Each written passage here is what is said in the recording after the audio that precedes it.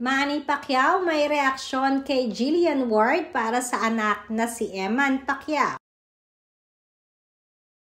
Mukhang tuloy-tuloy na nga ang swerte sa isa sa mga anak ni Manny Pacquiao na si Eman Barcosa Pacquiao. Pagkatapos kasi ng kanilang naging laban kamakailan at nag-trending dahil na rin sa pagpapakita ng suporta ni Manny sa anak.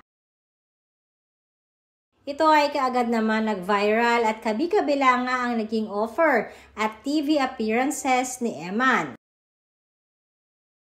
Matatanda ang na-guest nito ni Jessica Soho sa Kapuso Mo Jessica Soho at kamakailan naman ay sa Fast Talk with Boy Abunda.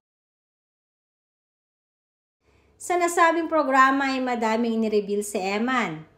At kabilang na dito ang naging pag-amin niya kung sino nga ba ang nais niyang makasama sa kanyang magiging future project sa GMA7.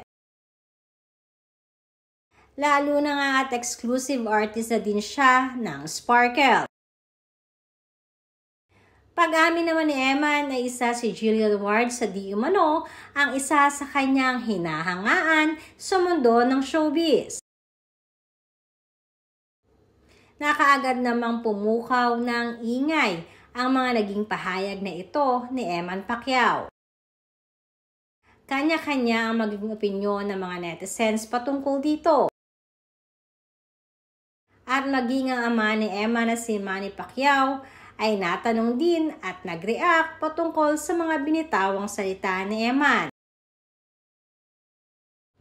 Pahayag ng pambansang kamao ay natutuwa di umano siya sa swerteng tinatamasa ngayon ng anak.